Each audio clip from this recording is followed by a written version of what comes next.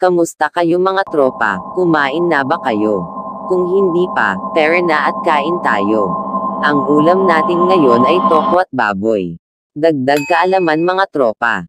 Ano ang tokwat baboy? English ito kaya i-ready mo na ang tissue mo, biro lang tropa. Tokwat baboy, Tagalog for tofu and pork, is a typical Philippine appetizer. It consists of pork ears, pork belly and deep-fried tofu, and is served in a mixture of soy sauce, pork broth, vinegar, chopped white onions, scallions and red chili peppers. It is usually served as pulutan, snack, lechon, finger food, as a meal served with rice or as a side dish to rice porridge. Tokwa is the Lanang word for firm bean curd, while baboy is the Tagalog word for pork, is the contracted form of at, which means end.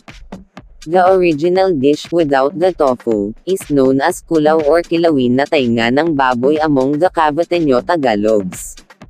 It is a type of kinilaw. For this reason, tokwat baboy is sometimes referred to as kilawing tokwat baboy.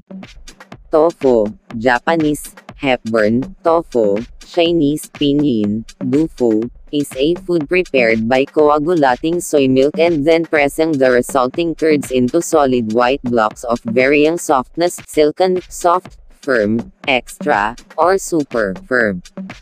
Tofu is also known as bean curd in English. Beyond these broad textural categories, there are many varieties of tofu.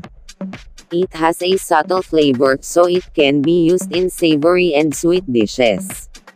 It is often seasoned or marinated to suit the dish and its flavors, and due to its spongy texture, it absorbs flavors well.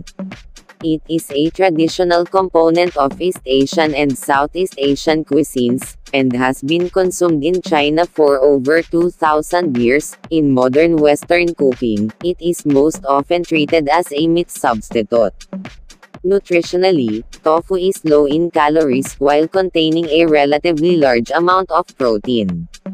It is high in iron, and can have a high calcium or magnesium content depending on the coagulants, e.g. calcium chloride, calcium sulfate, magnesium sulfate used in manufacturing.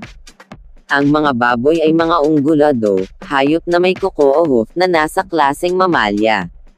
Likas sa Eurasia, sama-sama silang nakapangkat sa genus Sus ang pamilyang Suidae. Maliban sa reputasyon nila sa pagiging matako at marumi, isang hindi gaanong kilalang katangian ng baboy ang katalinuhan. Ayon sa mga dalubhasa, sila ay mas magaling pa sa mga aso pagdating sa katalinuhan. Ninuno ng mga domestikadong baboy ang mga baboy ramo.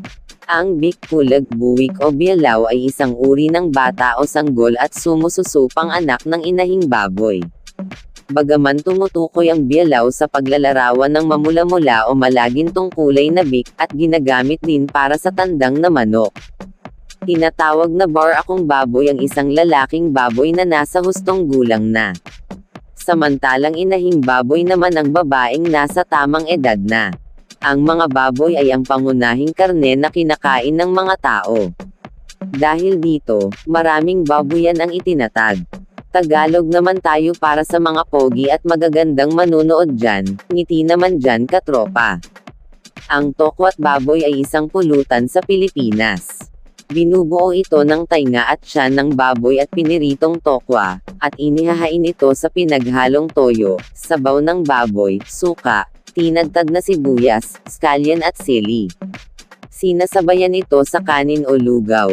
Ang tokwa ay salitang Lanang para sa matibay na bean curd, habang ang baboy ay salitang Tagalog, ang naman ay pinaikling anyo ng at. Kilala ang orihinal na putihay, na walang tokwa, bilang kulaw o kilawin na tainga ng baboy sa mga Caviteño.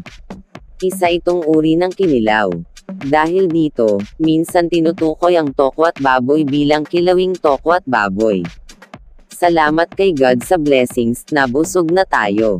Kung nagustuhan nyo ang ating content, sana'y huwag kalimutang mag-follow at subscribe, at syempre, salamat sa suporta katropa. Hanggang sa muling panunood. Paalam.